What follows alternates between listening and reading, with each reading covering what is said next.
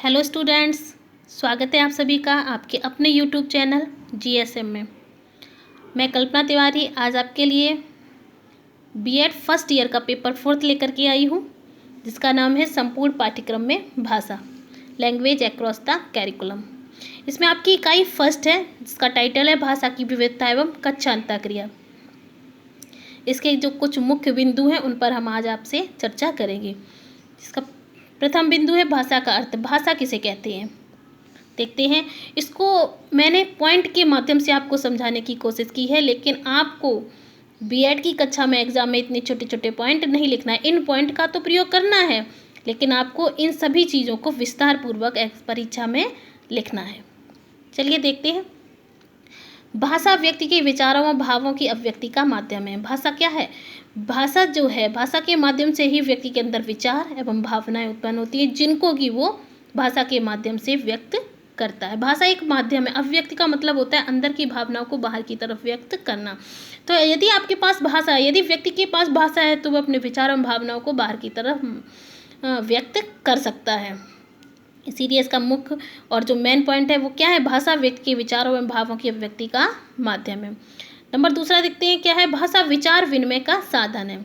विनिमय का मतलब होता है आदान प्रदान। यदि आपके पास भाषा है तो आप अपने विचारों का आदान प्रदान कर सकते हैं। भाषा क्या है? विचार विनिमय का एक साधन है। मीन्स अगर आपके पास भाषा है और आपके पास विचार है तो आप अपने विचारों को दूसरे तक संप्रेषित कर सकते हैं। जैसे आज हम अपने विचारों को आप तक संप्रेषित कर रहे हैं। मीन्स आज हमारे पास भाषा और भाषा के माध्यम से ही आज हम आपको अपने विचार जो है आप तक पहुंचा रहे हैं। नेक्स्ट पॉइंट है भाषा मनुष्य के लिए ही नहीं बल्कि पशु पक्षियों के लिए भी आवश्यक है। भाषा सिर्फ मनुष्य के पास ही नहीं है, भाषा पशु पक्षियों के लिए पास भी है। पशु पक्षियों की अपनी एक अलग भाषा होती है, उनके पास भी भाषा है। वो भी बातचीत करते हैं, वो भी अपनी भावनाओं को दूसरे तक पहुंचाते हैं, एक दूसरे से बातचीत करते हैं। अंतर बस इतना है कि मनुष्य जो है वो पशु पक्षियों की बातों को नहीं समझ पाता है, लेकिन कुछ पक्षी ऐसे हैं जो मनुष्य की बातों को समझते भी हैं और उनको बोल भी लेते हैं। नेक्स्ट पॉइंट है भाषा का संबंध विचार से होता है। भाषा का संबंध विचार से अटूट संबंध होता है। मीन्स अगर आपके पास भाषा है तो विचार उत्पन्न होगा, अगर विचार है तो आप अपने विचार को एक भाषा के माध्यम से ही किसी दूसरे व्यक्ति तक पहुंचा सकते हैं। नेक्स्ट पॉइंट है मनुष्य जो है भगवान की सर्वोत्तम रचना है, क्योंकि उसके पास विचार है। मनुष्य भगवान की सर्वोत्तम रचना क्यों बोला गया है? क्योंकि उसके पास विचार है, उसके पास चिंतन करने की शक्ति है, उसके पास दिमाग है। और पशु पक्षियों के पास भाषा तो होती है पर वो उन पर विचार नहीं करते हैं, और अपने भावों विचारों को वो भली भांति व्यक्त कर लेता है। कौन? मनुष्य। मनुष्य जो है होता है वह अपने विचारों एवं भावनाओं को भली भांति व्यक्त कर लेता है, किसी दूसरे व्यक्ति तक पहुंचा लेता है। आइए अब देखते हैं कुछ परिभाषाएं भाषाओं को लेकर के जो इम्पॉर्टेंट है, और अगर एग्जाम में ये क्वेश्चन आता है तो आपको परिभाषाएं भी लिखनी होगी। देखते हैं सुमित्रा नंदन पंत के अनुसार। ये कौन है? ये हमारे हिंदी के कवि हैं। उनके अनुसार देखते हैं भाषा क्या है। भाषा संसार का एक नादमय चित्र है। भाषा क्या है? नादमय का मतलब होता है एक संगीत में विशाल चित्र है। भाषा संसार का एक संगीत में विशाल चित्र है जो कैसा है? ध्वनिमय स्वरूप है, जिसके अंदर ध्वनि उत्पन्न होती है। यह विश्व की हृदय तंत्री की झंकार है। यह विश्व की हृदय तंत्री जो होती है एक मनुष्य की शरीर की सबसे मुख्य तंत्री होती है। अगर आपका हृदय चलता रहेगा तो पूरी बॉडी काम करती रहती है। बिल्कुल वैसे ही ये भाषा जो है यह विश्व की हृदय तंत्री की जाती है, मतलब अभिन्न अंग है भाषा, जिसकी स्वर में अभिव्यक्ति होती है। भाषा को किसके माध्यम से व्यक्त किया जाता है? स्वर के माध्यम से, बोल करके। दूसरा देखते हैं सीताराम चतुर्वेदी के अनुसार। इन्होंने कहा है कि भाषा के आविर्भाव से मानव संसार गूंगों की बस्ती बनने से बच गया। क्या है?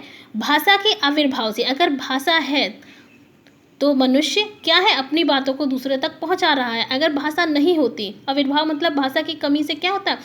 मनुष्य जो है वो संसार गूंगों की बस्ती बनने से बच जाता। मतलब पूरा संसार जो है इसमें क्या होते? सिर्फ गूंगे लोग ही होते, कोई भी अपनी बात को दूसरे तक संप्रेषित नहीं कर पाता। नेक्स्ट है श्याम सुंदर दास। ये हिंदी के लेखक है, प्रसिद्ध लेखक है। इन्होंने कहा है कि भाषा ध्वनि संकेतों का व्यवहार है। मीन्स भाषा जो है वह ध्वनि के माध्यम से और संकेतों का एक व्यवहार, संकेतों के माध्यम से दूसरे व्यक्ति तक पहुंचाई जाती है। ऐसा नहीं है कि जो लोग बोल लेते हैं सिर्फ भाषा उन्हीं के पास है। जिनके पास बोलने की शक्ति नहीं है उनकी भी अपनी एक अलग भाषा होती है। वो संकेतों के द्वारा अपने भावों और विचारों को दूसरे व्यक्ति तक पहुँचाते हैं। नेक्स्ट है रामचंद्र वर्मा। रामचंद्र वर्मा के अनुसार रामचंद्र वर्मा ने कहा है कि मुख से उच्चारित होने वाले शब्दों और वाक्यों का समूह, मीन्स जो मुख से बोले जाने वाले शब्द होते हैं और वाक्यों का जो समूह होता है जिसके द्वारा मन की बातें बताई जाती हैं, वह सारी क्या चीज़ें होती हैं, वह सारी चीज़ें भाषा ही कहलाती है। जो मुख से उच्चारित होने वाले शब्द होते हैं और वाक्यों का जो समूह है उनको, जिससे वो अपनी बातें दूसरे तक बोली जाती हैं और बताई जाती हैं। नेक्स्ट क्या है, भाषा की विशेषताएं। इसमें मुख्य बिंदु, जो प्रथम बिंदु बनता है वो है भाषा भाव और विचारों की व्यक्ति है। भाषा के लिए ये मेन पॉइंट यही है कि भाषा अपने विचार और भावनाओं को व्यक्त करने का एक साधन है। नंबर दूसरा है, भाषा के माध्यम से ही व्यक्ति एक दूसरे से जुड़ा है। अगर भाषा है तो ही व्यक्ति एक दूसरे से जुड़ा है, क्योंकि वो अपने विचारों को दूसरे व्यक्ति तक संप्रेषित कर पाता है सिर्फ भाषा के द्वारा ही, और भाषा के द्वारा ही वह निरंतर प्रगति पथ पर अग्रसर हो रहा है। भाषा के माध्यम से ही पूरा संसार, पूरा विश्व एक दूसरे से जुड़ा और प्रगति पथ पर आगे बढ़ता ही जा रहा है। नेक्स्ट है, भाषा मनुष्य के लिए माँ सरस्वती का एक अनमोल वरदान है। भाषा क्या है, भाषा भगवान का, माता सरस्वती का, जो कि ज्ञान की देवी है, उनका एक अनमोल वरदान है मनुष्य के लिए, जिसके कारण वह सृष्टि की सर्वोत्तम रचना मानी जाती है। मनुष्य अपने ज्ञान का संचय व प्रसारण भाषा के द्वारा ही करता है। मनुष्य जो है अपने ज्ञान का संचय करता, मतलब भाषा है तो भाषा के माध्यम से ही वो अपने ज्ञान को संचित करके अपने पास विचारों में रखता है, और जिसको प्रसारण, और जब वो उसको किसी दूसरे व्यक्ति को देता है तो वो भी प्रसारण भाषा के द्वारा ही उस व्यक्ति को दूसरे व्यक्ति को वो देता है। नेक्स्ट है, भाषा अनुकरण द्वारा सीखी जाती है। भाषा क्या है, भाषा अनुकरण द्वारा। एक छोटा सा बच्चा होता है, जब वो पैदा होता है तो उसके पास कोई भाषा नहीं होती, वो कुछ भी नहीं बोल पाता, लेकिन धीरे धीरे उसके पास शब्दकोश उसका बढ़ता जाता है। वो कैसे बढ़ता है, अनुकरण के द्वारा ही।